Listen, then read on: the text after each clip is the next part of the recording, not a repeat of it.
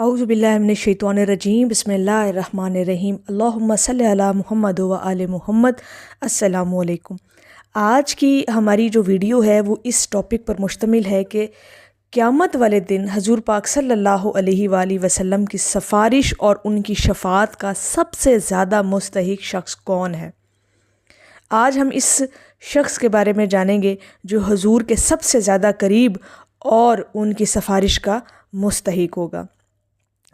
वैसे तो अल्लाह पाक ने दरूद पाक भेजने वालों का अजर बहुत ज़्यादा रखा है और इस सवाब को अल्लाह पाक ने कई गुना बढ़ा दिया है और दुनिया और आखिरत में दरूद पाक पढ़ने वाले की तकरीम और इज़्ज़त फरमाई और उसका मर्तबा बुलंद किया।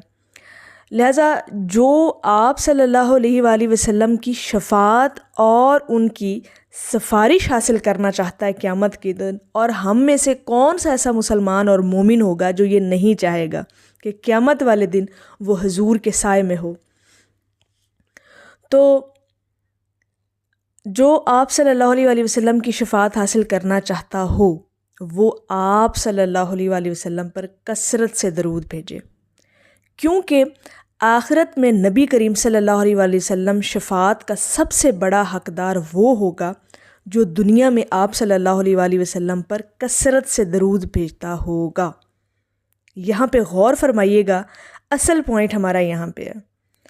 असल सिफारिश और शफ़ाअत का मुस्तहिक वो शख्स होगा जो दुनिया में कसरत से दरूद पाक पढ़ता होगा।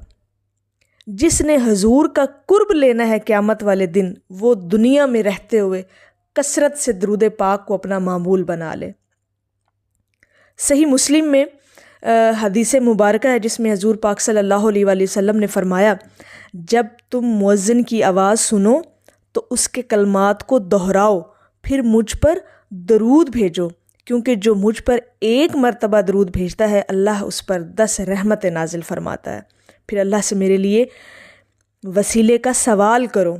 वसीला जन्नत का एक मकाम है जो अल्लाह के किसी एक बंदे को ही ज़ेब देता है। मैं उम्मीद रखता हूँ कि वो मुझे ही मिलेगा। जो मेरे लिए अल्लाह से वसीले का सवाल करेगा उसे मेरी सिफारिश नसीब होगी। अब यहाँ पे इस हदीस के मफ़हूम से भी हमें यही पता चलता है कि जो शख्स दरूद पाक के वसीले से अल्लाह से कोई दुआ मांगेगा तो अल्लाह पाक उसकी दुआ को कभी रद्द नहीं करेगा, ना उसकी दुआ को कभी रद्द करेगा और ना ही उसकी उस इबादत को रद्द करेगा, क्योंकि दरूद पाक एक ऐसी इबादत है जो अल्लाह की बारगाह में कभी रद्द नहीं हो सकती। और जिसने दरूद पाक के वसीले से कोई दुआ मांगी तो अल्लाह पाक उसकी उस दुआ को भी शर्फ़ कबूलियत बख्शेगा इंशाअल्लाह। ये इंसान का, ये मोमिन का, मुसलमान का ईमान होना चाहिए कि अल्लाह की ज़ात जो है वो कभी भी अपने नबी पर भेजे हुए दरूद को रद्द नहीं कर सकता। और जिसने फिर इस दरूद के अव्वल व आखिर में दुआ मांग ली इसके दरमियान में, तो अल्लाह पाक उसकी दुआ को भी कभी रद्द नहीं करेगा। और सबसे बढ़ के जो हम बात कर रहे हैं, जो हमारा असल टॉपिक है सिफारिश का मुस्तहिक कौन, ये तो वाज़िया हमारे दीन इस्लाम में ये एक वाज़िया बात है और वाज़िया हदीस का मफ़हूम भी मौजूद है कि जिसने कसरत से दरूद पढ़ा उसने हजूर का कुर्ब पा लिया। इसमें कोई शक वाली बात ही नहीं, कोई गुंजाइश ही नहीं।